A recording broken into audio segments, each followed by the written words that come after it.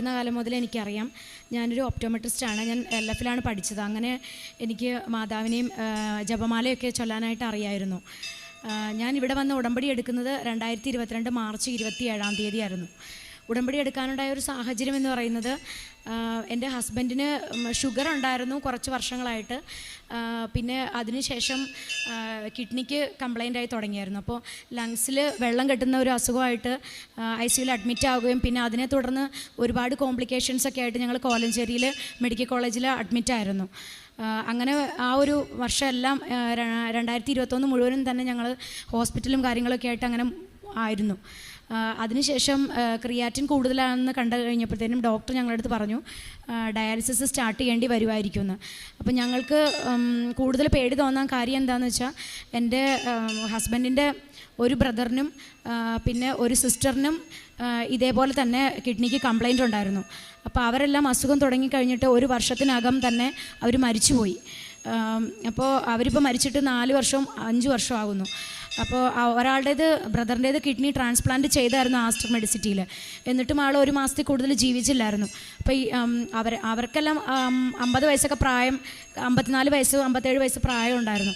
അപ്പോൾ എൻ്റെ ഹസ്ബൻഡിന് അപ്പോൾ 48 വയസ്സേ ഉള്ളൂ. എനിക്ക് 2 പെൺകുട്ടികളാണ്. അപ്പോൾ എനിക്കതുകൊണ്ട് ഒരുപാട് പേടിയായിരുന്നു. എൻ്റെ വീട്ടിലാണെങ്കിൽ എനിക്ക് ബ്രദേഴ്സും അങ്ങനെ ആരുമില്ല, എനിക്കൊരു അനിയത്തി മാത്രമാണ് ഉള്ളത്.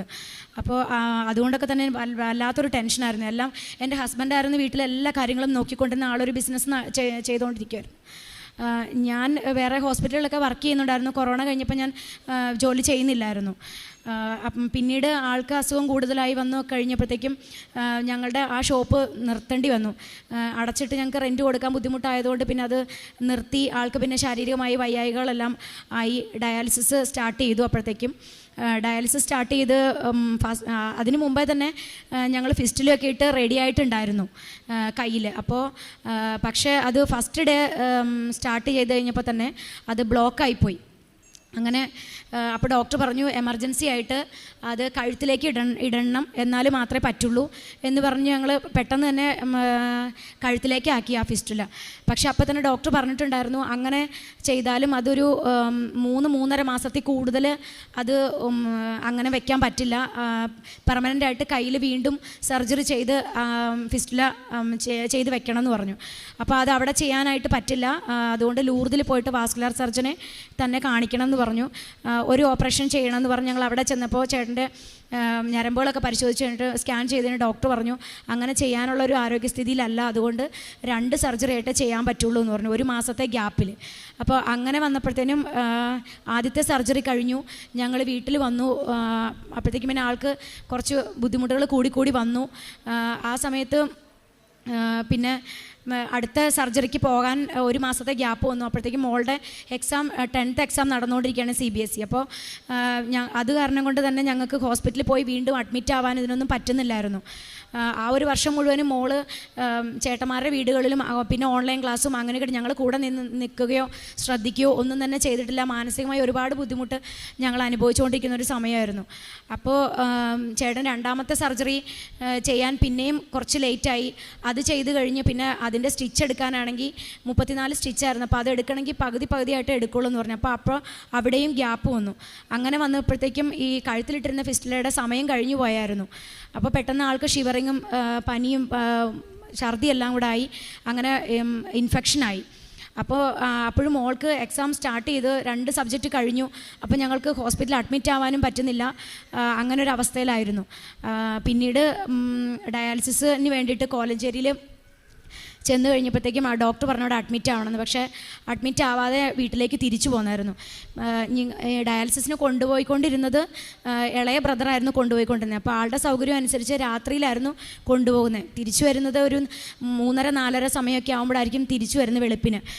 പിന്നെ രാവിലെ ആകുമ്പോഴത്തേക്കും ഇതിനിടയ്ക്ക് പറയേണ്ടിയിരുന്നൊരു കാര്യം എന്ന് വെച്ചാൽ, ചേട്ടൻ്റെ ഷോപ്പ് അടച്ചു കഴിഞ്ഞപ്പോഴത്തേക്കും ഞങ്ങൾക്ക് വേറെ വരുമാന മാർഗ്ഗമൊന്നും ഇല്ലാതായി. ഞാൻ പിന്നെ എനിക്കൊരു ജോലിക്ക് കയറണമെങ്കിൽ എനിക്ക് 40 വയസ്സ് കഴിഞ്ഞപ്പോൾ കഴിഞ്ഞപ്പോൾ പിന്നെ എനിക്കൊരു ജോലി കിട്ടാനൊരു ബുദ്ധിമുട്ട്, ഞാൻ ഒരുപാട് അപ്ലൈ ചെയ്യാൻ എനിക്ക് കിട്ടുന്നുണ്ടായിരുന്നില്ല. പിന്നെ അതുപോലെ തന്നെ ഹോസ്പിറ്റലിൽ പോകേണ്ടത് അഡ്മിറ്റായി ഒക്കെ വരുന്നത് കൊണ്ട് എനിക്കൊരു ജോലി കിട്ടാൻ വളരെയധികം പ്രയാസമായിരുന്നു. പിന്നെ ഞങ്ങൾക്ക് മുന്നോട്ട് പോകാൻ ഒരു ബുദ്ധിമുട്ടായ ആ ഒരു സമയത്ത് ഞങ്ങളുടെ കയ്യിലെ പൈസയെല്ലാം തീർന്നുകൊണ്ടിരിക്കുകയാണ്. അപ്പം ഞങ്ങൾ വിചാരിച്ചു എന്നാൽ എൻ്റെ പ്രൊഫഷനിലോട്ട് മാറി ഞാനൊരു ഓപ്റ്റിക്കൽസ് തുടങ്ങാം എന്ന് വിചാരിച്ച് അങ്ങനെ ഞങ്ങളൊരു കണ്ണടക്കട കാലടി എന്ന് പറഞ്ഞ സ്ഥലത്ത് ഞങ്ങൾ തുടങ്ങുകയാണ്. ഞങ്ങളുടെ വീട് പെരുമ്പാവൂർ വന്നിട്ട് പിന്നെ വേണം കാലടിക്ക് പോകാനായിട്ട്. അവിടെ ഞങ്ങളൊരു ബന്ധുവിൻ്റെ റൂമിൽ ഞങ്ങൾ ഷോപ്പ് തുടങ്ങിയാണ്, ഞങ്ങളുടെ കയ്യിലുള്ള അവസാനത്തെ ഇതെല്ലാം വെച്ചിട്ട്. അപ്പോൾ അങ്ങനെ പക്ഷേ അത് തുടങ്ങി കഴിഞ്ഞപ്പോഴത്തേക്കും 2 ആഴ്ച കഴിഞ്ഞപ്പോൾ മുതൽ ചേട്ടന് ഹോസ്പിറ്റലിൽ തന്നെ അഡ്മിറ്റാവുക, ICU, അങ്ങനെ ഞങ്ങൾ ഒരുപാട് പ്രതിസന്ധിയിലായി. അപ്പോൾ എനിക്ക് ആ ഷോപ്പ് നോക്കാനും പറ്റുന്നില്ല, നമ്മൾ കയ്യിൽ നിന്ന് കാശ് എടുത്ത് ആ ബിസിനസ് നടത്തിക്കൊണ്ട് പോകേണ്ട അവസ്ഥയായി. കസ്റ്റമേഴ്സ് ഇല്ല, നമുക്ക് റെഗുലറായിട്ട് ഓപ്പൺ ചെയ്യാത്തതുകൊണ്ട് അങ്ങനെയൊക്കെ പ്രോബ്ലം ഉണ്ടായിരുന്നു. അപ്പോൾ ഞങ്ങൾക്ക് മുന്നോട്ട് പോകാനേ പറ്റുന്നില്ല. അപ്പോഴത്തേക്കും ചേട്ടൻ്റെ അസുഖം കൂടി വന്നു. പിന്നെ ഞാൻ ഹോസ്പിറ്റലിൽ തന്നെ കൊണ്ടുപോകാമെന്ന് പറഞ്ഞ് ഹോസ്പിറ്റലിൽ കൊണ്ടുപോയി ICUലാക്കി. അപ്പോൾ അവർ പറഞ്ഞു പെട്ടെന്ന് തന്നെ ഡയാലിസിസ് അടുപ്പിച്ചുള്ള ദിവസങ്ങളിൽ നമുക്ക് 2-3 ദിവസം ചെയ്യാം, അപ്പോൾ ഇൻഫെക്ഷൻ കുറയുമായിരിക്കുന്നു. പക്ഷേ മരുന്നുകളൊക്കെ ചെയ്യാൻ വേണ്ടിയിട്ട് തുടങ്ങിയെന്ന് പറഞ്ഞാലും 3 ദിവസത്തേക്ക് ഒരു മരുന്നിനോടും പ്രതികരിക്കുന്നില്ല. അപ്പോൾ അതുകൊണ്ട് തന്നെ ഒരു ചേഞ്ചും വരുന്നില്ല. ഷുഗറും കൂടുതൽ, അതിനിടയിൽ പ്രഷറും ഉണ്ടായിരുന്നു. പിന്നെ ഇൻഫെക്ഷൻ കംപ്ലീറ്റ് ആയിട്ട് ബോഡി മുഴുവൻ സ്പ്രെഡ് ചെയ്തിരുന്നു. അപ്പോൾ അതുകൊണ്ട് തന്നെ ആൾക്ക് തനിയെ എഴുന്നേറ്റ് നിൽക്കാനോ സംസാരിക്കാനോ ഒന്നും ചെയ്യാൻ വയ്യായിരുന്നു. ഫുഡ് കഴിക്കുന്നില്ല, ഭയങ്കര ഓക്കാനം, ഛർദി വരുന്നു, മേല് മുഴുവനും ഭയങ്കര നീര്. അപ്പോൾ ആഴ്ചയിൽ 2 ദിവസമായിരുന്നു ഡയാലിസിസ് ചെയ്തുകൊണ്ടിരുന്നത്. ശരിക്കും ആൾക്ക് 3 ഡയാലിസിൻ്റെ ആവശ്യം ഉണ്ടായിരുന്നു. ഞങ്ങളെക്കൊണ്ട് സാമ്പത്തികമായി അത് പറ്റുന്നില്ലായിരുന്നു. അങ്ങനെ ആയി ഇരുന്ന സമയത്ത് അതിൻ്റെ ഇടയിലാണ് ഞാൻ മാർച്ചിൽ ഇവിടെ വന്നിട്ട് ഉടമ്പടി എടുത്തു പോയത്. അപ്പോൾ ഈ ഉടമ്പടി എടുത്തതിന് ശേഷം ഞങ്ങൾക്ക് ഒരു ധൈര്യമൊക്കെ വന്നായിരുന്നു. എന്തായാലും മാതാവ് കാത്തോളും എന്നൊരു വിശ്വാസം വന്ന് ഞാനും പിള്ളേരും ചേട്ടൻ്റെ അടുത്ത് നിന്ന് പ്രാർത്ഥിക്കുകയും ഞങ്ങൾ ഇടതടവില്ലാതെ പ്രത്യക്ഷീകരണ പ്രാർത്ഥന ചൊല്ലുകയും ബൈബിൾ വായിക്കുകയും പിന്നെ ധ്യാനത്തിൽ അച്ഛൻ പറയുന്ന വചനങ്ങളെല്ലാം നോട്ട് ചെയ്ത് വെച്ചിട്ട് അത് ഞങ്ങൾ ബൈബിളിൽ നിന്ന് എടുത്ത് ഭിത്തിയിലെല്ലാം ഒട്ടിച്ച് വെച്ച് ഞങ്ങൾ അത് പ്രാർത്ഥിക്കും. അങ്ങനെ ചേട്ടനാണെങ്കിൽ രാത്രി ഉറക്കമില്ല, ഉറങ്ങാൻ പറ്റുന്നില്ല, അങ്ങനെ ഭയങ്കര ബുദ്ധിമുട്ടുകളായിരുന്നു. അപ്പോൾ വീട്ടിലെല്ലാവരും ഈ ബ്രദറും സിസ്റ്ററും മരിച്ചു പോയിട്ടുള്ളത് കൊണ്ട് അവർക്കൊക്കെ പേടിയായിട്ടുണ്ട്. അവർ ഈ സ്ഥിതിയെല്ലാം കണ്ടപ്പോൾ ഈ ഇളയ ബ്രദറാണ് ഞങ്ങളോട് കൂടുതൽ എല്ലാ കാര്യത്തിനും വന്നിടപെട്ടുകൊണ്ടിരുന്നത്, ഇളയ പെങ്ങളും. അപ്പോൾ ഇവർ ബാക്കിയുള്ള ബന്ധുക്കളെല്ലാം വിളിച്ചു പറഞ്ഞു, ഇനി നോക്കിയിട്ട് കാര്യമില്ല, നിങ്ങൾ അറിയിക്കാനുള്ളവരെയൊക്കെ അറിയിച്ചോ, ഞങ്ങളെക്കൊണ്ട് പറ്റുന്നവരെയൊക്കെ ഞങ്ങളും അറിയിക്കാം എന്ന് പറഞ്ഞ് അവരെ എല്ലാവരെയും അറിയിച്ച് എല്ലാവരും വീട്ടിൽ മോളുടെ എക്സാം നടന്നുകൊണ്ടിരിക്കണം. ആ സമയത്ത് എല്ലാവരും വീട്ടിൽ വരികയും പോവുകയും രാത്രിയും പകലും ഒക്കെ. അപ്പം ഞങ്ങൾ ശരിക്കും പറഞ്ഞ് ഞാനും പിള്ളേരും പേടിച്ചു പോയി, ഞങ്ങളെ വിട്ടു പോവുകയാണോ എന്നുള്ളൊരിതിലായി ഞങ്ങൾ. കാരണം ചേട്ടനെ കാണുമ്പോൾ പ്രത്യേകിച്ച് നമുക്ക് ഇനിയൊരു ഹോപ്പും ഇല്ലാത്ത പോലെയാണ്, അവരെയും കുറ്റം പറയാൻ പറ്റാത്തൊരവസ്ഥയിലായിരുന്നു. പക്ഷേ ഞങ്ങൾ ഈ ഉടമ്പടി എടുത്ത കാര്യമൊന്നും അവർക്കറിയില്ലായിരുന്നു. അപ്പം ഞാൻ പറഞ്ഞു ഞാനിങ്ങനെ പ്രാർത്ഥിക്കുന്നുണ്ട്. അപ്പം ഞാൻ ചേട്ടനാണെങ്കിൽ ഇങ്ങനെ അധികം വിശ്വാസമൊന്നുമില്ല. അപ്പം ഞാൻ എൻ്റെ കാശുരൂപം ഒരു ചരടിൽ കെട്ടിയിട്ട് കഴുത്തിലിട്ട് കൊടുത്തു. ചേട്ടന് വിശ്വാസമുണ്ട്, മാതാവ് കാത്തോളം, ഇത് വരും, കഴുത്തിലിട്ടാൽ ഒന്നും സംഭവിക്കില്ല, പേടിക്കണ്ടെന്ന് പറഞ്ഞാണ് ഞാൻ കാലടിയിൽ ഷോപ്പിൽ ഇടയ്ക്കാണെങ്കിൽ പോയിക്കൊണ്ടിരുന്നത്. പിന്നെ ആയപ്പോഴത്തേനും ഞങ്ങൾക്ക് ഒട്ടും മുന്നോട്ട് പോകാൻ പറ്റാത്തൊരവസ്ഥയിലായി. പിന്നെ ചേട്ടൻ്റെ ട്രീറ്റ്മെൻറ്റ് ഹോസ്പിറ്റലിൽ നിന്ന് കഴിഞ്ഞ് വന്നപ്പോഴത്തേനും ഈ നേർച്ച വസ്തുക്കളെല്ലാം ഉപയോഗിച്ച് കുറച്ചൊരു വ്യത്യാസങ്ങളൊക്കെ വന്നു തുടങ്ങി. പിന്നെ മരുന്നിനോട് പ്രതികരിച്ചു തുടങ്ങി. പിന്നെ അങ്ങനെ ആൻറ്റിബയോട്ടിക്കൊക്കെ കംപ്ലീറ്റ് ചെയ്ത് കഴിഞ്ഞപ്പോഴത്തേക്കും ഞങ്ങൾ വീട്ടിലോട്ട് വന്നു. പക്ഷേ വീട്ടിലോട്ട് വന്നാലും ആളുകൾ ഇങ്ങനെ കാണാൻ വന്നുപോക്കൊക്കെ ആയിരുന്നു. ചേട്ടന് വീടിന് പുറത്തോട്ടിറങ്ങുന്ന അങ്ങനെയൊന്നും ചെയ്യുന്നില്ലായിരുന്നു. പിന്നെ ആയപ്പോഴത്തേക്കും എന്നെ വല്ലാതെ അലട്ടിക്കൊണ്ടിരുന്ന ഒരു കാര്യം എന്ന് പറഞ്ഞാൽ ഞങ്ങൾക്ക് മാനേജ് ചെയ്ത് പോകാനായിട്ട് സാമ്പത്തികമായി ഭയങ്കര ബുദ്ധിമുട്ട്, കയ്യിലിനി ഒന്നുമില്ല. ഞങ്ങൾ ആരോടും ഇതിനെപ്പറ്റി ഒന്നും പറയുന്നുമില്ലായിരുന്നു. കാര്യം ആൾക്ക് ഇവർ 9 മക്കളാണ്, ആണുങ്ങളെ ഏറ്റവും ഇളയ ആളാണ്, പിന്നെ താഴെ ഒരു പെങ്ങളാണ്. പക്ഷേ അവരാരും ഞങ്ങളുടെ സാമ്പത്തിക സ്ഥിതിയെ, ഞങ്ങളുടെ ആ ബുദ്ധിമുട്ടുകളെക്കുറിച്ച്, ഞങ്ങളുടെ വീട്ടിൽ സത്യം പറഞ്ഞ് ഞങ്ങൾക്ക് പിന്നീട് ഞങ്ങളുടെ അടുക്കളയിൽ നിന്ന് ഒരു സാധനങ്ങളുമില്ല. പക്ഷെ ഞങ്ങൾ ആരോടും പറഞ്ഞില്ല. ഞാനപ്പോൾ ഓരോ ഫിലിപ്പിയർ 4:19 പറയുന്ന ആ വചനം, അത് ഞാനിങ്ങനെ ഒരുപാട് ദൈവം തന്നെ മഹത്വത്തിൻ്റെ സമ്മതിയിൽ നിനക്ക് ആവശ്യമുള്ളതെല്ലാം യേശുക്രിസ്തു വഴി തരും. ആ വചനം തന്നെ ഞങ്ങൾ ഒരുപാട് തവണ പ്രാർത്ഥിച്ചുകൊണ്ട് ഞാൻ എൻ്റെ മക്കളോടും പറഞ്ഞു, ഇത് തന്നെ നിങ്ങൾ നമുക്ക് പ്രാർത്ഥിക്കാം, അപ്പോൾ ബാക്കിയെല്ലാം ദൈവം നോക്കിക്കോളും, നമ്മൾ ഉടമ്പടി എടുത്തല്ലേന്ന്. പക്ഷേ സത്യം പറഞ്ഞു കഴിഞ്ഞാൽ ഉടമ്പടി എടുത്തു എന്ന് പറഞ്ഞാലും എനിക്ക് ഈ അവസ്ഥകളൊക്കെ കാരണം കൊണ്ട്, അതിൻ്റെ ഫ്രസ്ട്രേഷൻ എല്ലാതും കൊണ്ട് എനിക്ക് ഞങ്ങളുടെ തൊട്ട് ചേർന്നുള്ള ബന്ധുക്കളോടൊക്കെ എനിക്ക് കുറച്ച് മാനസികമായി ബുദ്ധിമുട്ടുകളുണ്ടായിരുന്നു. അവരും അന്വേഷിക്കുന്നില്ലോ പറയുന്നില്ലോ എന്നൊക്കെ ഓർത്തിട്ട്. കാരണം എൻ്റെ ഹസ്ബൻഡ് അതുപോലെ കുടുംബത്തിനെ സ്നേഹിച്ചൊരു ആളായിരുന്നു. അപ്പോൾ അതുകൊണ്ട് എനിക്ക് ഭയങ്കര ബുദ്ധിമുട്ടുകളായിരുന്നു. ആരും വരിക അന്വേഷിക്കുകയോ ഒന്നും ചെയ്യുന്നില്ലല്ലോ എന്ന് കരുതി. അപ്പോൾ അതുകൊണ്ട് തന്നെ പിന്നെ എനിക്ക് ഹസ്ബൻഡിനെ തന്നെ നോക്കി തീർക്കാൻ സമയം ഇല്ല. അതുകൊണ്ട് തന്നെ എനിക്ക് കാരുണ്യപ്രവൃത്തി ചെയ്യാനോ ബാക്കി ഒന്നും, ഉടമ്പടി എടുത്തു, പ്രാർത്ഥന ചൊല്ലുന്നു, രാവും പകലും ഞങ്ങൾ പ്രാർത്ഥിക്കുന്നുണ്ട്. 5:30 3 മണിക്ക് എല്ലാം പ്രാർത്ഥിക്കുന്നുണ്ട്. ഞാൻ കാരടിയിൽ കടയിൽ പോയാലും എന്നെ മാതാവ് അവിടെ ഒരു ബിസിനസ് ചെയ്യാൻ വേണ്ടിയിട്ട് ആയിരുന്നില്ല. ആ ഒരു വർഷക്കാലം മുഴുവനും ബൈബിൾ വായിക്കാനും ഇവിടുത്തെ പഴയ ധ്യാനങ്ങളും സാക്ഷ്യങ്ങളും കേൾക്കാനും അത് പ്രാർത്ഥന തന്നെയായിരുന്നു. ആ 2022 മുഴുവനും ഞങ്ങൾ അങ്ങനെയാണ് കടന്നുപോയത്. പക്ഷേ കുറച്ച് കഴിഞ്ഞപ്പോഴത്തേക്കും ഞങ്ങൾക്ക് മുന്നോട്ട് പോകാൻ പറ്റാത്ത സ്ഥിതി വന്നപ്പോൾ ഈ ഷോപ്പ് ഞങ്ങൾക്ക് എങ്ങനെയെങ്കിലും ഒന്ന് തലയിൽ നിന്ന് ഒഴിവായാൽ മതി എന്നുള്ളൊരു അവസ്ഥയിലോട്ടായി. പക്ഷെ ഞങ്ങളത് കൊടുക്കാൻ നോക്കിയപ്പോൾ ആരും തന്നെ അത് ഒരു ന്യായമായ എമൗണ്ടിന് എടുക്കാനായിട്ട് വരുന്നില്ലായിരുന്നു. അപ്പോൾ എൻ്റെ ഫ്രണ്ട്സ് എല്ലാം പറഞ്ഞു, ഇനി അത് പോയി കഴിഞ്ഞാൽ പിന്നെ നിനക്ക് ഒരുപാട് നഷ്ടമായിരിക്കും, അതിൻ്റെ ബാധ്യതകളും തീർക്കാനായിട്ട് സാധിക്കില്ല. അപ്പോൾ ഞാൻ ഇവിടെ വന്ന് കട തുറക്കാതെ ഇവിടെ വന്ന് പ്രാർത്ഥിച്ചു. പക്ഷേ എനിക്ക് ഇങ്ങനെ രേഖകളൊന്നും കാണിക്കാനില്ലാത്തതുകൊണ്ട് അച്ഛനെ കാണാനൊന്നും പറ്റിയില്ല. ഞാൻ ഇവിടെ വന്ന് കടയുടെ താക്കോല് ഇവിടെ ഈ സ്റ്റേജിൽ ഇവിടെ വെച്ചിട്ട് ഞാൻ മാതാവിനോട് പറഞ്ഞു, മാതാവേ എനിക്കിനി ഞാൻ എങ്ങനെ മുന്നോട്ട് പോകും? ഹസ്ബൻഡാണ് ഡയാലിസിസ് ആണ്, 2 കുട്ടികളുണ്ട്, ഞങ്ങൾ എങ്ങനെ മുന്നോട്ട് പോകും? കടയുടെ വാടക കൊടുക്കുന്ന ഒന്നും ചെയ്യാൻ പറ്റുന്നില്ല. അങ്ങനെ ഒരു അവസ്ഥയാണ്. ഞാൻ എന്നാ ചെയ്യണമെന്ന് എനിക്കറിയില്ല. അങ്ങനെ ഒരുപാട് പൊട്ടിക്കറിഞ്ഞ് ഒരുപാട് കൊന്തയൊക്കെ എത്തിച്ച് ഞാൻ വൈകിട്ടാകുമ്പോഴത്തേക്കും ഇവിടെ നിന്ന് തിരിച്ചു പോകും. വീട്ടിലെത്തുമ്പോഴത്തേക്കും രാത്രിയാകും. അപ്പോൾ ആ ഒരു സമയത്ത് എൻ്റെ ഫ്രണ്ട്സ് 20 വർഷം മുമ്പ് ഞാൻ എൻ്റെ പഠനം അവസാനിപ്പിച്ചിരുന്ന സമയത്ത് എൻ്റെ കൂടെ പഠിച്ചിരുന്ന ആ ഫ്രണ്ട്സ് അവരെ എൻ്റെ ഈ മാതാവിൻ്റെ അത്ഭുതത്താൽ തന്നെ അവരെ കൊണ്ടുവന്നു എന്നുള്ളതാണ്. അവർ എന്നെ അന്വേഷിച്ച് വരാൻ ഇടവരുത്തി. അങ്ങനെ അവർ എൻ്റെ അവസ്ഥയെല്ലാം അറിഞ്ഞിട്ട് ആ ഷോപ്പ് നടത്തിക്കൊണ്ട് പോകാനുള്ള റെൻ്റെല്ലാം അവർ തന്നെ സെറ്റിൽ ചെയ്ത് തരുമായിരുന്നു. പക്ഷേ ഞാൻ 4-5 മാസം മുന്നോട്ട് പോയപ്പോൾ എനിക്ക് മനസ്സിലായി അവരും കഷ്ടപ്പെട്ടുണ്ടാക്കുന്ന പൈസയാണ്. അത് ഞാൻ ഇവിടെ വന്ന് പരീക്ഷിച്ചത് കളയാനായിട്ട് എനിക്ക് ഒട്ടും തയ്യാറല്ലായിരുന്നു. അപ്പം ഞാൻ പറഞ്ഞു, എനിക്കിത് ഇവിടെ വെച്ച് അവസാനിപ്പിച്ചാൽ മതി, ഞാൻ വെറുതെ അതിന് വേണ്ടി കഷ്ടപ്പെടുവാണ്, എനിക്ക് വീട് നോക്കാനും പറ്റുന്നില്ല, പിള്ളേരെ നോക്കാനോ ചേട്ടൻ്റെ കാര്യം ഒന്നും ശ്രദ്ധിക്കാൻ പറ്റുന്നില്ല, അവിടെ പോയിരുന്നിട്ട് ഒരു പ്രയോജനമില്ല, ഞാൻ എന്ത് ചെയ്യും എന്നെനിക്കറിയില്ല. അങ്ങനെ ഞാനത് നിർത്താമെന്നുള്ള ഒരു തീരുമാനത്തിലോട്ടായി. അപ്പോഴത്തേക്കും ചേട്ടൻ കുറച്ചുകൂടി ബെറ്ററായി വന്നു. ഞാൻ 2ാമതും വന്ന് ഉടമ്പടി പുതുക്കി. അപ്പോഴത്തേക്കും ചേട്ടൻ കുറച്ചുകൂടെ ബെറ്ററായി പുറത്തോട്ട് ഒക്കെ പോകാനായിട്ട് തുടങ്ങി. എന്ന് വെച്ചാൽ ഹോസ്പിറ്റലിലേക്കൊക്കെ പോകാനൊക്കെ കുറച്ചുകൂടെ ഒരു ആരോഗ്യസ്ഥിതി കൈവന്നു. അപ്പോൾ ഒരു ദിവസം ഈ പ്രേക്ഷിത പ്രവർത്തനം ചെയ്യാൻ തന്നെ ചേട്ടൻ തന്നെ, ആരും നിർബന്ധിച്ചിട്ടല്ല, പത്രമൊക്കെ എടുത്തു കൊണ്ടുപോയി കവലയിലൊക്കെ കൊണ്ടുപോയി ഓരോ കടയിലും ആളുകൾക്കൊക്കെ വിതരണം ചെയ്യാനായിട്ട് തുടങ്ങി. നേരത്തെയൊക്കെ കൊന്ത ചെല്ലുമ്പോൾ ഭയങ്കര ബോറടി പോലെയായിരുന്നു ചേട്ടൻ പറയാറ്.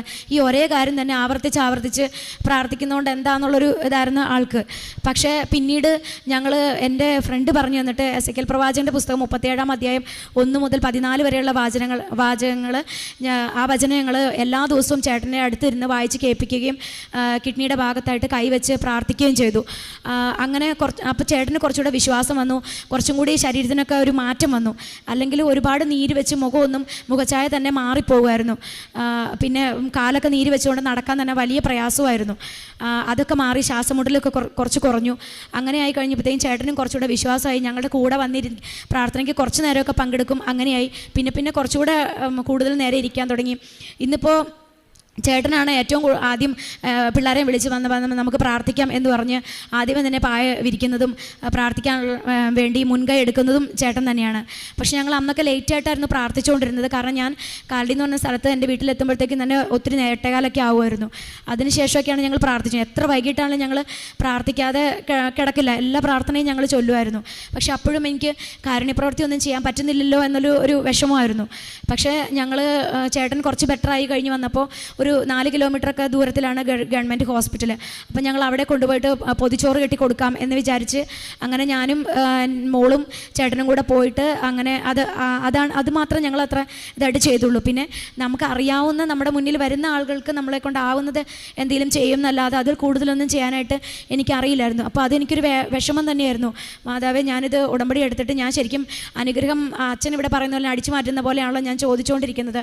പക്ഷേ എൻ്റെ അവസ്ഥ അറിയാമല്ലോ. അപ്പോൾ പലരും എന്നോട് പറയുമായിരുന്നു, എല്ലാം ദൈവത്തിന് അറിയാമല്ലോ, നിൻ്റെ അവസ്ഥ അങ്ങനെ ആയതുകൊണ്ടല്ലെന്ന്. പക്ഷേ മനസ്സുകൊണ്ട് എനിക്കൊരു തൃപ്തിയില്ലായിരുന്നു.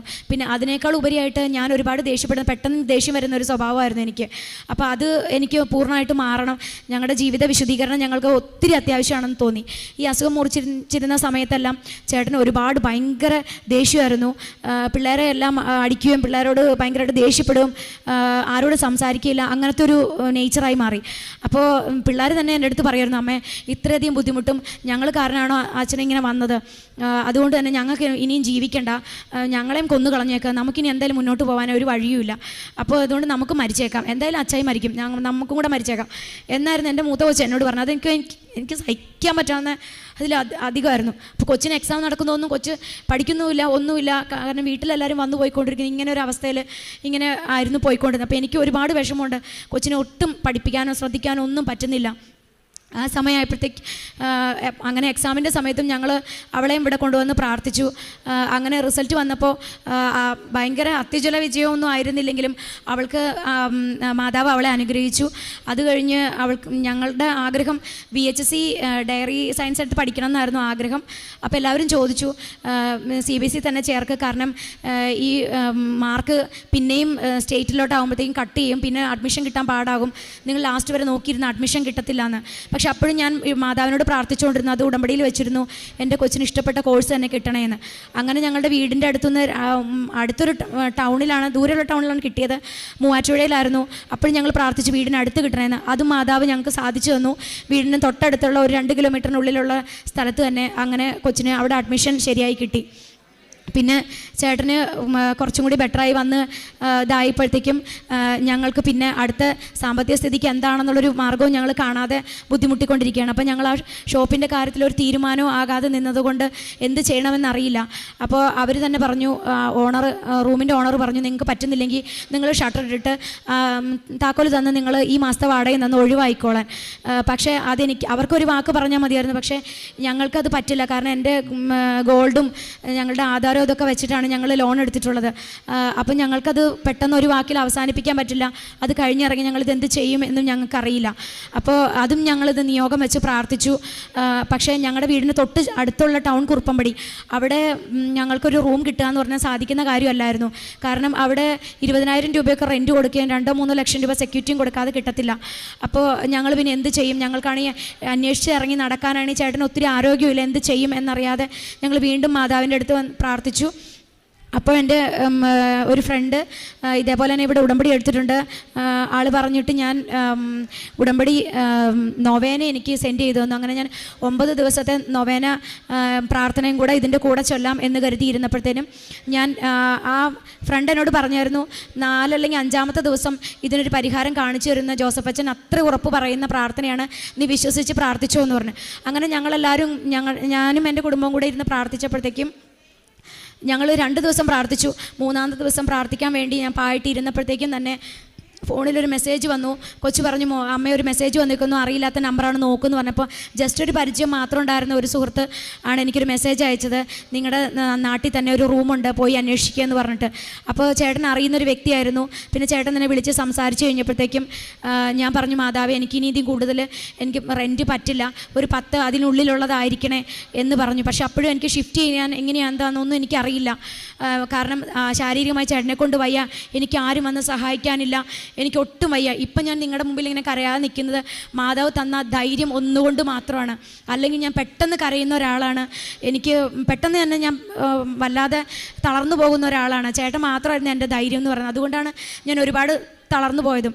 കാരണം എൻ്റെ അച്ഛനും അമ്മയൊക്കെ എനിക്കുണ്ടെങ്കിലും എൻ്റെ അച്ഛൻ ഞാനുമായിട്ടൊന്നും ഒരു അത്ര എല്ലാം കമ്മ്യൂണിക്കേറ്റ് ചെയ്യുന്ന ഒരാളൊന്നുമല്ല.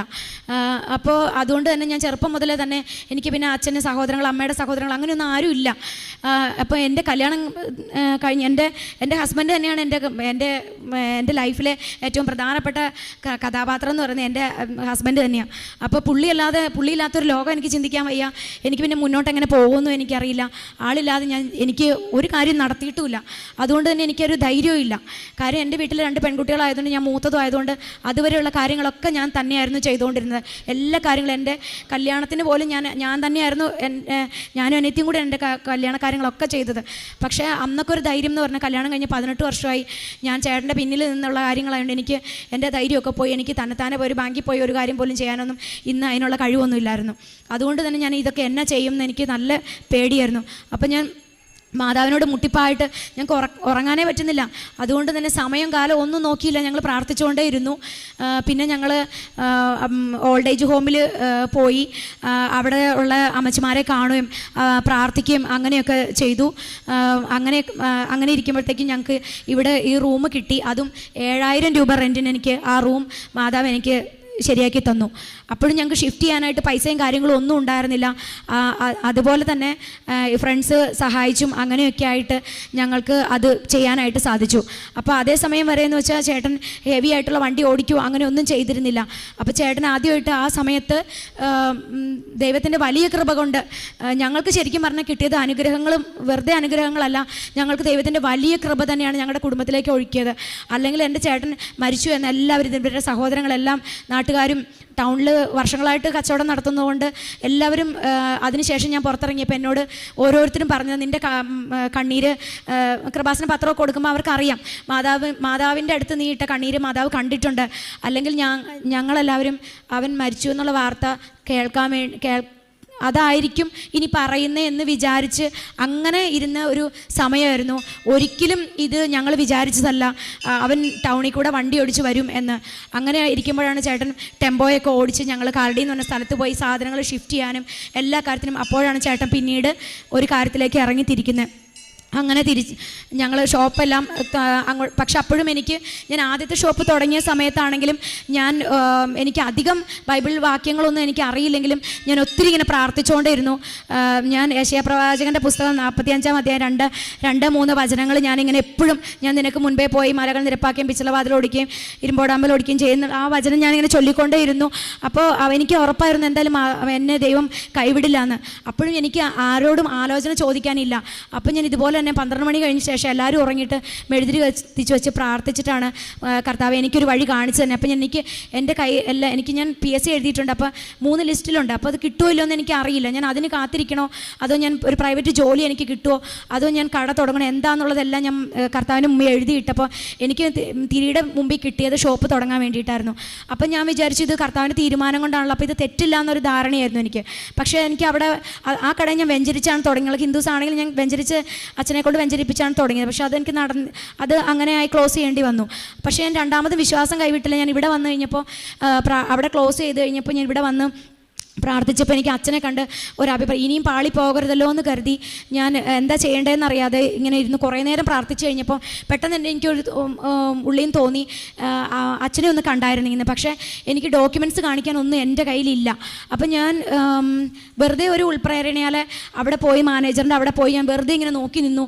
അപ്പോൾ എന്നോട് ചോദിച്ചു, നിങ്ങൾക്ക് എല്ലാവർക്കും തന്നെ അറിയാവുന്നതായിരിക്കുമല്ലോ മാനേജർ അച്ചായൻ ഇങ്ങനെ ഒരുപാട് ചൂടായി സംസാരിക്കും, പക്ഷേ എന്നാൽ ആൾ പെട്ടെന്ന് തന്നെ കൂളായിട്ട് സംസാരിക്കും. അപ്പം ഞാൻ അവിടെ പോയി വെറുതെ ഇങ്ങനെ നിന്ന് കഴിഞ്ഞപ്പോൾ അവിടുത്തെ മാതാവിൻ്റെ രൂപത്തെ നോക്കി ഞാൻ പ്രാർത്ഥിച്ചു, മാതാവേ എനിക്ക് അച്ഛനിലൂടെ എനിക്കൊന്ന് ഒരു മെസ്സേജ് കിട്ടിയാൽ കൊള്ളായിരുന്നു. പക്ഷേ എൻ്റെ കയ്യിൽ ഡോക്യുമെൻറ്റ്സ് ഒന്നുമില്ല. ഞാൻ എന്ത് ചെയ്യും? ഞാൻ അച്ഛനെ കാണാനാണ് എന്നോട് മാതാവ് ഇന്ന് സംസാരിക്കും എന്നുള്ളതാണെങ്കിൽ എനിക്ക് അച്ഛനെ ഇന്ന് കാണാനായിട്ടുള്ള സാഹചര്യവും മാതാവ് തന്നെ ഒരുക്കി തരുമെന്ന്. ഭയങ്കര അത്ഭുതം എന്ന് പറയാം. കണ്ണൂരിൽ നിന്ന് വന്നതെന്ന് പറഞ്ഞ് 3 അമ്മച്ചിമാർ അവിടെ വരികയും എൻ്റെ അടുത്ത് ചോദിച്ചു എന്താ കാര്യമെന്ന്. പക്ഷേ ആ സമയത്ത് എനിക്ക് സങ്കടം കൊണ്ട് എനിക്കൊന്നും സംസാരിക്കാൻ പറ്റുന്നില്ലായിരുന്നു. അപ്പോൾ എന്നോട് പറഞ്ഞു നീ ഒന്നും പറയണ്ട എന്ന് പറഞ്ഞു. അപ്പോൾ അച്ഛനെ കാണാനാണ് ഇവിടെ നിൽക്കുന്നത്. അപ്പം ഞാൻ പറഞ്ഞു അതെ എന്ന് പറഞ്ഞു. അപ്പോൾ ആ മാനേജർ എന്നോട് ചോദിച്ചു എന്താടി നിൻ്റെ പ്രശ്നം എന്ന് ചോദിച്ചു. അപ്പോൾ അപ്പോഴും എനിക്കൊന്നും പറയാൻ പറ്റുന്നില്ല. അപ്പം കരഞ്ഞു. അപ്പോൾ നീ കരയിലെവിടെ നിന്ന് നിൻ്റെ കാര്യം എന്തെങ്കിലും പറഞ്ഞാലല്ലേ അറിയുള്ളൂ, അല്ലെങ്കിൽ ഞാൻ നിന്നെ എന്തെങ്കിലും ചെയ്തതാണെന്നൊക്കെ ആൾക്കാർ കരുതി, നീ പറയടി എന്ന് പറഞ്ഞു. അപ്പോൾ എനിക്ക് തോന്നി കുറച്ചുകൂടെ ഫ്രണ്ട്ലി ആയിട്ട് പറഞ്ഞപ്പോൾ അപ്പം ഞാൻ പറഞ്ഞു ഇവളുടെ സങ്കടം കണ്ടിട്ട് എന്താണെന്ന് ഞങ്ങൾക്ക് മനസ്സിലായില്ല, പക്ഷേ എന്തെങ്കിലും ചെയ്യാൻ പറ്റുവാണെങ്കിൽ ചെയ്തു കൊടുക്കാവോ എന്ന് ചോദിച്ചു. അപ്പം മാനേജർ പറഞ്ഞു നിങ്ങളാരും റെക്കമെൻഡ് ചെയ്തില്ലെങ്കിലും ഞാൻ അവൾക്ക് ഒരു ചീട്ട് ഇവിടുന്ന് കൊടുക്കും എന്ന് പറഞ്ഞു. അപ്പം ഞാൻ പറഞ്ഞു ഇനി അവസാനത്തെ അവസാനത്തെ ആളായിട്ട് ഞാൻ കണ്ടിട്ട് പൊക്കോളാം, പക്ഷേ ഞാൻ ഒറ്റയ്ക്ക് വന്നിട്ടുള്ളൂ. അപ്പോഴത്തേക്കാണെങ്കിൽ BP കുറഞ്ഞു പോകുന്ന ഒരു ബുദ്ധിമുട്ട് തുടങ്ങിയിട്ടുണ്ടായിരുന്നു. അപ്പോൾ ഞാൻ ഫുഡ് കഴിക്കാത്തതുകൊണ്ടും എനിക്ക് മൈഗ്രെയിനും ഉണ്ട്. അപ്പോൾ ഇതെല്ലാം കൊണ്ടും സത്യം പറഞ്ഞാൽ എനിക്ക് ഒരു അടി വെച്ച് നടക്കാൻ പോലും എന്നെക്കൊണ്ട് വയ്യ. ഞാൻ ഒറ്റയ്ക്കാണ് വന്നേക്കുന്നതും. വെളുപ്പിന് ഞാൻ വീട്ടിൽ നിന്ന് 5 മണിയായപ്പം പോകുന്നതുമാണ്. അപ്പം ഞാൻ അവിടെ നിന്ന് കഴിഞ്ഞപ്പോഴത്തേക്കും എന്നോട് പറഞ്ഞു, ചീട്ട് തന്നു. ഞാൻ ലാസ്റ്റത്തെ ചാൻസിലാണ് അച്ഛനെ വന്ന് കണ്ടത്. അപ്പോൾ അച്ഛൻ എന്നോട് ചോദിച്ചു, നിനക്കത് വിൽക്കണമെന്നാണോ അതോ ഇത് നടത്തിക്കൊണ്ട് പോകണമെന്നാണ്, അങ്ങനെയെങ്കിൽ അങ്ങനെ ചെയ്തത്. അപ്പം ഞാൻ പറഞ്ഞു, അച്ഛാ എനിക്കിത് എങ്ങനെയായാലും കുഴപ്പമില്ലായിരുന്നു, പക്ഷേ എനിക്ക് ഈ പ്രായമായി, ഇനി എനിക്ക് വേറെ സ്ഥലത്ത് ജോലി കിട്ടുക എന്ന് പറഞ്ഞാൽ ഭയങ്കര ബുദ്ധിമുട്ടുള്ള കാര്യമാണ്. പക്ഷേ ഹസ്ബൻഡിനാണെങ്കിൽ ഇത് തുടരണമെന്നാണ് ആഗ്രഹം. കാരണം ഞങ്ങൾക്ക് വേറൊരു സോഴ്സ് ഇല്ല ജീവിച്ചു പോകാനായിട്ട്. ഹസ്ബൻഡ് ഡയാലിസിസ് ചെയ്തുകൊണ്ടിരിക്കുകയാണ്. അതുവാണെങ്കിൽ ഞങ്ങൾക്ക് ഡയാലിസിസ് ചെയ്യാൻ 2 ഡയാലിസിസ് ചെയ്യുന്നുണ്ടെങ്കിലും ചേട്ടൻ അത് പോരാ, 3 വേണം. അതുകൊണ്ട് തന്നെ ആൾ ചെയ്യുന്നുണ്ടെങ്കിലും ജീവൻ നിലനിൽക്കുന്നതല്ലാതെ ചേട്ടനെ കൊണ്ട് പറ്റത്തില്ല. അപ്പോൾ ഞങ്ങൾ അതും ഒരു പ്രശ്നമായിരുന്നു. അതും ഞാൻ ഈ നിയോഗ പ്രാർത്ഥന ചൊല്ലിക്കൊണ്ടിരുന്ന ആ സമയത്ത് തന്നെ, 5-ാം ദിവസം പ്രാർത്ഥന ചൊല്ലിക്കൊണ്ടിരുന്ന സമയത്ത് തന്നെ ഞങ്ങളുടെ അവിടെ തന്നെ ഉള്ളതാണ്, പക്ഷേ ഞങ്ങൾക്ക് അവരെ അറിയത്തില്ലായിരുന്നു. മോളുടെ ഒരു ഫ്രണ്ട് വഴി ആ ഒരു അമ്മച്ചി എന്നെ വിളിച്ചിട്ട് പറഞ്ഞു, എൻ്റെ മകൻ്റെ ഫ്രണ്ട് ഒരു ഡയാലിസിസ് യൂണിറ്റ് സ്റ്റാർട്ട് ചെയ്തേക്കൊരു പാലിയേറ്റീവ് കെയർ, അവിടെ 2 പേരെ ആയിട്ടുള്ളൂ, 3ാമത് നിങ്ങൾ രജിസ്റ്റർ ചെയ്തോളാൻ പറഞ്ഞു. ഞങ്ങൾക്ക് നമ്പർ തന്നു. ഞങ്ങൾ അവരെ വിളിച്ചു, കോൺടാക്റ്റ് ചെയ്തു. ഞങ്ങളോട് അടുത്ത ദിവസം തന്നെ വരാൻ പറഞ്ഞു. എല്ലാ ചെക്കപ്പും കഴിഞ്ഞു. ഞങ്ങൾക്ക് ഒരു പൈസ പോലും കൊടുക്കാതെ അവിടെ ഞങ്ങൾക്ക് ആഴ്ചയിൽ 3 ഡയാലിസിസും മാതാവ് ഞങ്ങൾക്ക് സെറ്റ് ചെയ്തു തന്നു. അങ്ങനെ ഞങ്ങൾക്ക് വലിയൊരു ബാധ്യത കോലഞ്ചേരിയിൽ കൊടുത്തുണ്ട്. കാരണം 2000 രൂപ വെച്ച് വേണമായിരുന്നു ഞങ്ങൾക്ക് ഒരു തവണ ഡയാലിസിസ് ചെയ്യാൻ പോകുമ്പോൾ. അങ്ങനെ ആഴ്ചയിൽ 3 ദിവസവും വണ്ടിക്കാശും കൂടി ആകുമ്പോൾ ഞങ്ങളെ കൊണ്ട് താങ്ങാൻ പറ്റത്തില്ല. അപ്പോൾ ഡയാലിസിസ് ചെയ്യുന്നുണ്ടെങ്കിൽ ഒത്തിരി പ്രശ്നങ്ങളിലൂടെ കടന്നു പോയിക്കൊണ്ടിരുന്നപ്പോൾ ഇങ്ങനെ ഞങ്ങൾക്ക് മാതാവ് സെറ്റ് ചെയ്ത് തന്നു കഴിഞ്ഞപ്പോഴത്തേക്കും ഞങ്ങൾക്കത് വളരെ വലിയ ആശ്വാസമായി. അപ്പോഴത്തേക്കും പിന്നെ റൂമും ശരിയാക്കി കിട്ടിയായിരുന്നു. അപ്പോൾ അച്ഛനോട് ഞാൻ പറഞ്ഞു, റൂമൊന്ന് കിട്ടിയിട്ടുണ്ട്, പക്ഷേ എനിക്ക് ദൈവഹിതം എന്താണെന്ന് അറിയുന്നില്ല, അതുകൊണ്ട് ഞാൻ എന്താ ചെയ്യേണ്ടതെന്ന് അറിയില്ല. അപ്പോൾ അച്ഛൻ പ്രാർത്ഥിച്ചിട്ട് പറഞ്ഞു, ഞാനൊരു കാശുരൂപം തരാം, നീ അത് വിശ്വാസത്തോടെ പ്രാർത്ഥിച്ച് തുടങ്ങിക്കോ, ഒരു ദോഷവും വരില്ല, നീ തിരിച്ചു വന്ന് സാക്ഷ്യം പറയണമെന്ന്. അത് കേട്ടപ്പോൾ എനിക്ക് ഭയങ്കര സന്തോഷമായി. രാത്രി ഒരുപാട് വൈകി. ഞാൻ വീട്ടിൽ എത്തിയപ്പോൾ 11 മണിയായി സമയം. ഞാൻ തനിച്ചേ ഉണ്ടായിരുന്നുള്ളൂ. രാത്രി ചേട്ടൻ വിളിക്കാൻ പെരുമ്പാവൂർ ടൗൺ വരെ വരികയും ചെയ്തു. ആ ഒരു സമയമായപ്പോഴത്തേക്കും ഞങ്ങൾക്ക് ബാക്കി കാര്യങ്ങളെല്ലാം സെറ്റിൽ ചെയ്ത് എന്ന് ഞങ്ങൾ ജനുവരി 9-ാം തീയതി ആ കട കുറുപ്പമ്പടിയിലേക്ക് ഷിഫ്റ്റ് ചെയ്ത് ഞങ്ങളുടെ വീടിനടുത്ത് 10 മിനിറ്റ് നടക്കാനേ ഉള്ളൂ. അങ്ങനെ ഒരിടത്തേക്ക് കൊണ്ടുവന്നു. അപ്പോൾ അവിടെ ഞങ്ങൾക്ക് ഒരു വരുമാനം ഇല്ലാതിരുന്ന ഒരു അവസ്ഥയിൽ നിന്ന് ഞങ്ങളിപ്പോൾ തുടങ്ങിയിട്ട് 4 മാസം ആയുള്ളൂ. എങ്കിലും മാതാവിൻ്റെ ഉപ്പ് ഞാൻ അവിടെ വിതറുമായിരുന്നു. ഇതുപോലെ തന്നെ ഞാൻ ഈ കട തുടങ്ങുന്നതിന് തലേ ദിവസം അടുത്തുള്ള പള്ളിയിലെ അച്ഛനെ വിളിച്ച് വെഞ്ചരിപ്പിച്ച് എല്ലാം ചെയ്തിട്ടാണ് കാശുരൂപം ഇട്ടിട്ടാണ് അതിൻ്റെ തറയുടെ പണി പോലും ഞാൻ ആരംഭിച്ചത്. പിന്നെ ഒരു ബൈബിളും അവിടെ കൊണ്ടുവച്ചു, മാതാവിൻ്റെ കാശുരൂപം അവിടെ പ്രതിഷ്ഠിച്ചു. അങ്ങനെ ഞങ്ങൾ തുറക്കുമ്പോഴും അടയ്ക്കുമ്പോഴും പ്രത്യക്ഷീകരണ പ്രാർത്ഥന ചൊല്ലി എല്ലാ ഇതും ചെയ്ത് അങ്ങനെ ശരിയായി വന്നു. പിന്നെ എൻ്റെ അനിയത്തിയും ഞാനുമായിട്ട് അത്ര കണക്ഷനൊന്നും ഉണ്ടായിരുന്നില്ല. പ്രത്യേകിച്ച് കാരണമൊന്നുമില്ലായിരുന്നു. ജീവിത സാഹചര്യങ്ങൾ മൂലം ഞങ്ങളുടെയും അവരുടെയും സാമ്പത്തിക സ്ഥിതി ഒരുപാട് വ്യത്യാസം ഉണ്ടായിരുന്നു. പിന്നെ അവർ 2 പേരും IT ഫീൽഡാണ്, അവർ ബാംഗ്ലൂരാണ് സെറ്റിൽഡാണ്. അപ്പോൾ അവർ അത്ര വലിയ കണക്ഷനൊന്നും ഞങ്ങൾ തമ്മിൽ ഉണ്ടായിരുന്നില്ല. അപ്പോൾ അതുകൊണ്ട് തന്നെ ഞാൻ എൻ്റെ ഒരു ബുദ്ധിമുട്ടുകളൊന്നും ഞാൻ നിങ്ങൾ ആരോടും പറഞ്ഞിട്ടുണ്ടായിരുന്നില്ല. ഈ ഒരു സമയത്ത് ഞങ്ങൾക്ക് മർച്ചൻ്റ് അസോസിയേഷൻ്റെ ഒരു ഹെൽപ്പ് കിട്ടി.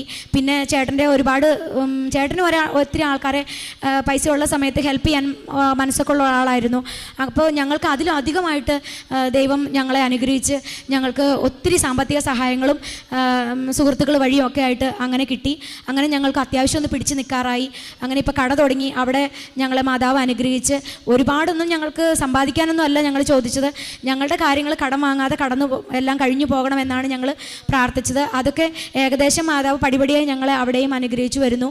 പിന്നെ എൻ്റെ അനിയത്തിയും ഈ ഒരു സന്ദർഭത്തിൽ ഞങ്ങളുടെ അന്വേഷിച്ച് വരാനും എന്നെ ഇപ്പോൾ സാമ്പത്തികമായി സഹായിക്കാനും മാനസികമായി ഒരുപാട് എന്നെ സപ്പോർട്ട് ചെയ്യും. കാരണം ഞങ്ങൾ 2 പേര് മാത്രമേ ഉള്ളൂ. അതുകൊണ്ട് തന്നെ എന്നെ ഒത്തിരി സമാധാനിപ്പിക്കുകയും ഒത്തിരി സമാധാനത്തിൽ കടന്നു പോകുന്നു. ഇപ്പോൾ പണ്ടൊന്നും ഒരിക്കലും അങ്ങനെ വിളിക്കാറില്ലാത്ത ആൾ ഡെയിലി മെസ്സേജ് അയക്കുന്നു, അല്ലെങ്കിൽ വിളിക്കാൻ സമയം കിട്ടിയില്ലെങ്കിൽ മെസ്സേജ് വിളിക്കും, അന്വേഷിക്കും, എന്തെങ്കിലും ബുദ്ധിമുട്ടുണ്ടെങ്കിൽ പറയണം എന്ന് പറയും. എൻ്റെ പിള്ളേരുടെ വിദ്യാഭ്യാസത്തിൻ്റെ ചിലവും കാര്യങ്ങളും എല്ലാം 2 പേരും CBSE ആയിരുന്നു. ഒരാൾ CBSE കഴിഞ്ഞു, VHSE ആണ്. രണ്ടാമത്തെ ആൾ 9-ാം ക്ലാസ്സിലോട്ടായി. 8-ാം ക്ലാസ്സിലെ ചിലവെല്ലാം അവൾ തന്നെയായിരുന്നു നടത്തിക്കൊണ്ടിരുന്നത്. അപ്പോഴും ഞങ്ങൾ ഗവൺമെൻറ് സ്കൂളിലേക്ക് മാറാൻ വേണ്ടി തീരുമാനിച്ചപ്പോഴും സ്കൂളുകാരും പറഞ്ഞു ഞങ്ങളാവുന്നത് ഞങ്ങൾ ചെയ്യാം എന്ന് പറഞ്ഞു. പിന്നെ അനിയത്തിയാണെങ്കിലും പറഞ്ഞു ആ കാര്യങ്ങളെല്ലാം അവൾ സെറ്റിൽ ചെയ്തോളാം എന്ന് പറഞ്ഞു.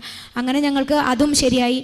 പിന്നെ ഞങ്ങൾ 2 പെൺമക്കളാണെന്ന് ഞാൻ ആദ്യമേ പറഞ്ഞല്ലോ. പിന്നെ എൻ്റെ അമ്മയാണെങ്കിലും അങ്ങനെ ഞങ്ങളെ ഒരു അമ്മ എന്നുള്ള നിലയ്ക്കൊന്നും അമ്മയ്ക്ക് അങ്ങനെ കടമകൾ എന്താ അങ്ങനെ എന്താ ഒന്നും ചെയ്യാനൊന്നും അമ്മയ്ക്ക് അറിയില്ല. അതുകൊണ്ട് തന്നെ ഞങ്ങൾക്ക് ഭയങ്കര വിഷമമായിരുന്നു.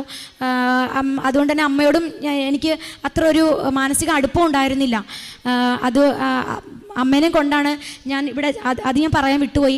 ചേട്ടന് ഞാൻ ആദ്യത്തെ ഉടമ്പടി എടുത്ത് 1.5 മാസം കഴിഞ്ഞപ്പോൾ ചേട്ടനെയും കൊണ്ട് ഞാൻ ഇവിടെ വന്നു. അച്ഛനെ കാണാൻ അവസരം കിട്ടി. അച്ഛൻ സൈത്ത് പൂശി പ്രാർത്ഥിച്ചു. അന്നേരം ചേട്ടനെ വീൽ ചെയറിലാണ് കൊണ്ടുവന്നത്.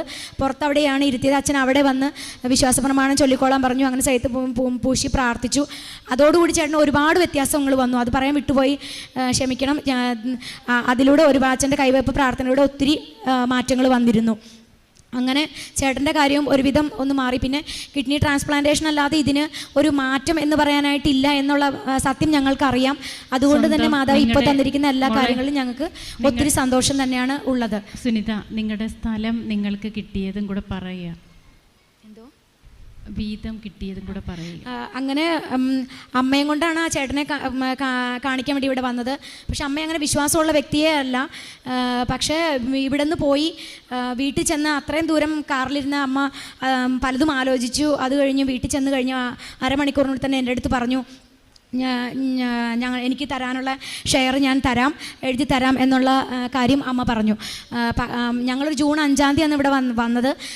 അടുത്ത ജൂലൈ 5-ാം തീയതി അതെനിക്ക് അനീത്തിയും പറഞ്ഞു എനിക്ക് എൻ്റെ വീതം വേണ്ട എന്ന് പറഞ്ഞിട്ട് അനീത്തിയുടെ അമ്മയുടെയും കൂടി മൊത്തം ആ വീടും സ്ഥലവും എല്ലാം കൂടെ എനിക്ക് തീരാധാരം തന്നെ ചെയ്ത് അമ്മ തരാനും ഇടയായി.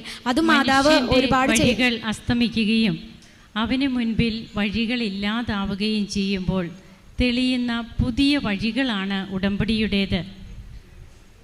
ഇസ്രായേൽ ജനതയുടെ വാഗ്ദാന നാട് തേടിയുള്ള യാത്രയിൽ അവർക്ക് മുമ്പിൽ ഒത്തിരിയേറെ പ്രതിബന്ധങ്ങളുണ്ടായിരുന്നു. അവർക്ക് ജോർദാൻ നദി വറ്റിച്ച് അങ്ങനെ വേണം അവർക്ക് അക്കരെ കടക്കുവാൻ. പിന്നീട് ജെറീക്കോ കോട്ടയുടെ